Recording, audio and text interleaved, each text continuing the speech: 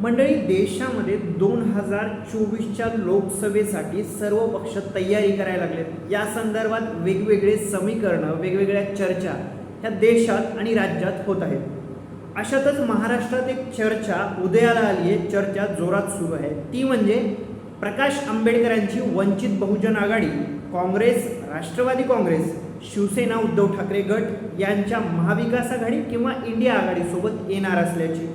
प्रकाश आंबेडकरांनी स्वतः त्यांच्यासोबत येण्यासाठी उत्सुक असल्याचं वक्तव्य देखील सार्वजनिकपणे केलेलं पाहायला मिळालंय। मग अशातच एक प्रश्न पडलाय, तो म्हणजे खरंच इंडिया आघाडीमध्ये मवियासोबत वंचित आघाडी येईल का, आणि येणार असेल तर त्याचा फायदा नक्कीच इंडिया आघाडीला होईल का? या प्रश्नाची उत्तरं जाणून घेणार आहोत या व्हिडिओच्या माध्यमातून। नमस्कार, मी प्रथमेश आणि आपण सर्वजण पाहत आहात नवराष्ट्र।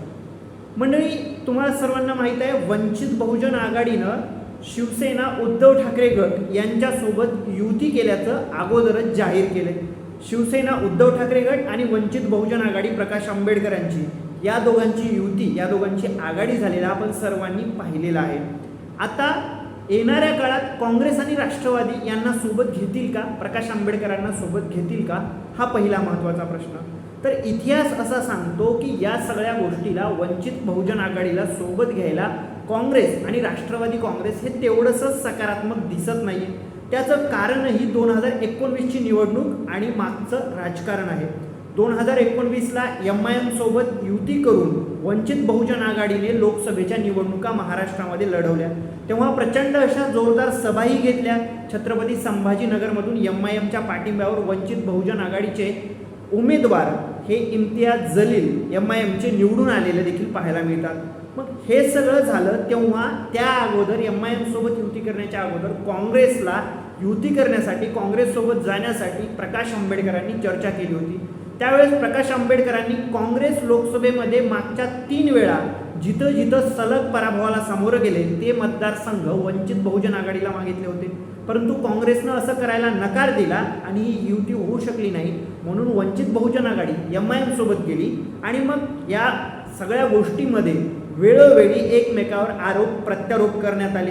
मग प्रणिती शिंदेनी एक वक्तव्य केलं होतं, ते अशा म्हटल्या होत्या की प्रकाश आंबेडकर हे सोलापुरातून लोकसभा निवडणूक लढवली त्यांनी 2019ची, तेव्हा त्या अशा म्हटल्या होत्या काही लोक हे फक्त निवडणुकीपुरते सोलापुरात येतात। तेव्हा देखील काँग्रेसमधील एक गट नेहमी वंचित बहुजन आघाडीला सोबत घ्यायला कुठंतरी नकारात्मक किंवा त्यांना नको असं वाटायला लागतं।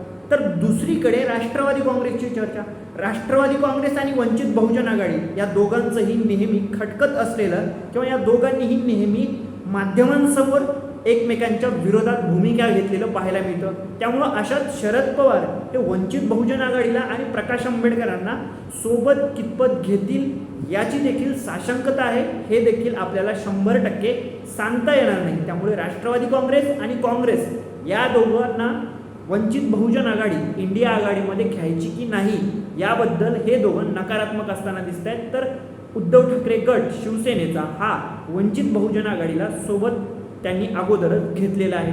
मग दुसरा प्रश्न असा येतो की वंचित बहुजन आघाडीचा 100% फायदा किंवा काही फायदा इंडिया आघाडीला, महाविकास आघाडीला महाराष्ट्रात होईल काय? तर याचं उत्तर कुठंतरी सकारात्मक दिसायला लागतं। राजकीय विश्लेषक असं सांगतात की जर वंचित बहुजन आघाडी इंडिया आघाडीसोबत आली तर महाराष्ट्रात त्याचा नक्कीच फायदा होईल।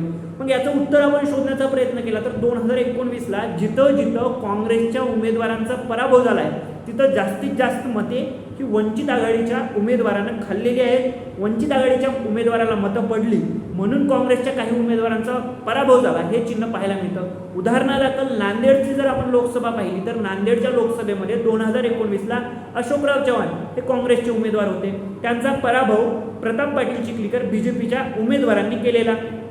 इथे वंचित आघाडीच्या उमेदवाराने जास्तीत जास्त मते खाल्ली, त्यामुळे अशोक चव्हाणांचा पराभव झाला असं गणित मांडण्यात आलं।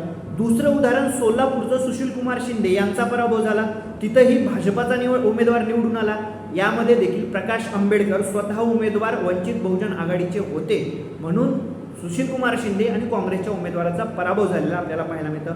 अशी अनेक उदाहरणे 2019च्या आपल्या या निवडणुकीमध्ये लोकसभेच्या आहेत. तर महत्त्वाची गोष्ट, वंचित बहुजन आघाडीचा महाराष्ट्रामध्ये जो वोटर आहे, मतदार आहे, तो फिक्स आहे असं राजकीय विश्लेषक सांगतात. वंचित बहुजन आघाडीला बहुजनांची जास्तीत जास्त मते पडतात. वंचित बहुजन आघाडीच्या पाठीमागं बहुजन लोक जास्तीत जास्त थांबतात, त्यांना त्यांचा पाठिंबा असतो. त्यामुळे देखील हा फॅक्टर देखील तेवढाच महत्त्वाचा इंडिया आघाडीसाठी आणि यासाठी लोकसभेच्या दृष्टीने असणार आहे. म्हणून नक्कीच वंचित बहुजन आघाडीला सोबत घेतल्यावर इंडिया आघाडीचा फायदा होईल. यानंतर पेच येतो तो म्हणजे लोकसभेच्या जागा वाटपाचा. जर वंचित बहुजन आघाडीला सोबत घेतलं तर त्यांना किती जागा द्यायच्या, त्यांना कुठल्या कुठल्या जागा द्यायच्या, त्यांना कोणत्या कोणत्या मतदारसंघातून उभं टाकवायचं, रिंगणात उठवायचं, हे असे प्रश्न, असे पेच मात्र इंडिया आघाडीसमोर असतील. जर काही आघाडी झाली तर महाराष्ट्रात इंडिया आघाडीला किती जागा मिळतील आणि भाजपाला किती जागा मिळतील, तुम्हाला काय वाटतं नक्कीच कमेंट करून सांगा. आणि अशाच माहितीपूर्ण व्हिडिओसाठी पाहत रहा नवराष्ट्र.